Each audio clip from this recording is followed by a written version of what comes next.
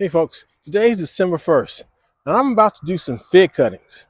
Now you may wonder, don't most people do cuttings in the spring? Why are you waiting until it's almost winter to do fig cuttings? I'm doing it because when I get these cuttings done and get them rooted, they'll be ready to put in the dirt in the spring.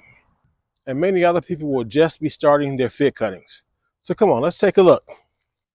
Now we just had a frost 2 nights in a row, but there's still some obvious life on the tree. So when I'm looking for my cuttings, I'm looking for some that are about 10, 12 inches long, but also I'm looking for some that have obvious signs of life because I don't want to cut a branch that has died. As a matter of fact, the tree itself is dormant, but you can see there are some signs where it's not quite dormant. So I'm going to be taking all my cuttings from branches like this. Oh, this is a good one here. Look at that.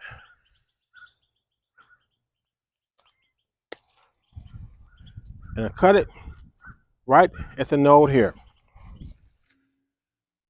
Here's another good one.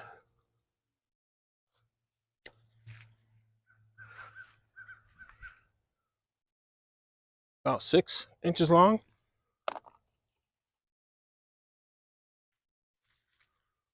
Here's another one here that I think is beautiful.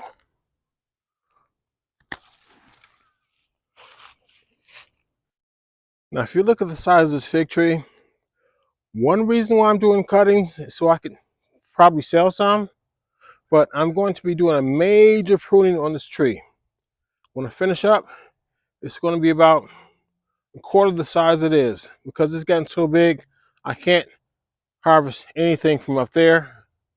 And I need to reduce the size of this tree so I can put another LSU fig tree right next to it.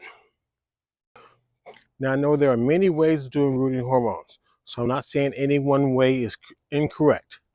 I'm just going to show you the way that I found this been the most successful way for me. And before the video is over, I'm going to show you the end results of the last time I tried this method. So you don't need a lot of tools to do this method. I'm just using plastic bags, rooting hormone,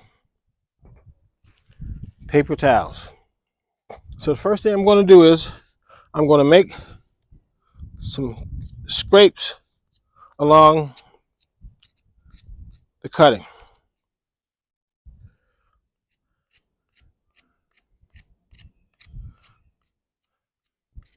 These scrapes are going to reveal the cambium layer,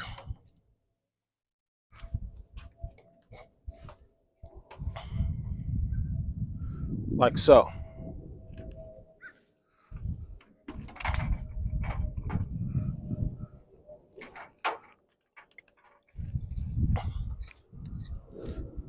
Simple scrapes along the cambium layer.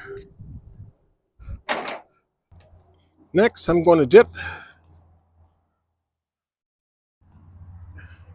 in some rooting hormone. Take your cutting, put it in the paper towel,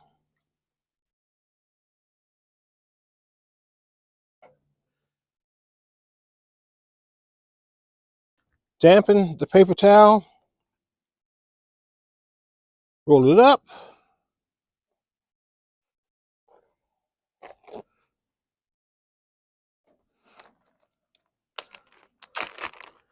place it inside of your paper towel or your plastic bag. You can seal your plastic bag. Put this on top of your refrigerator. Let it sit.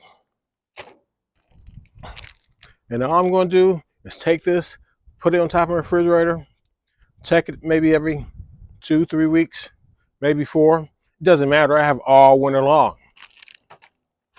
And even though I only put one in this bag on video, I'm going to put 4 or 5, maybe even 6 in one bag.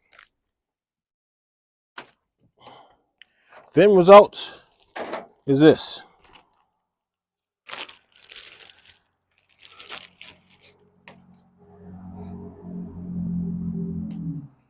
Roots.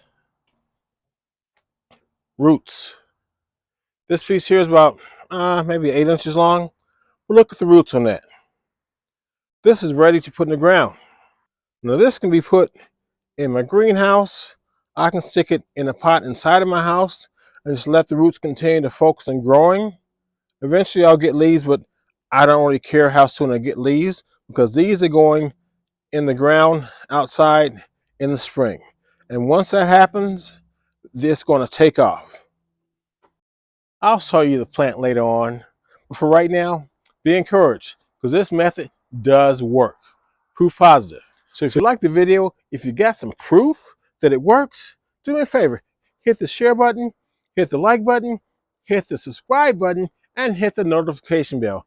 That way you'll be here next time I have something going on in the garden. So let's get out there and get a little dirty.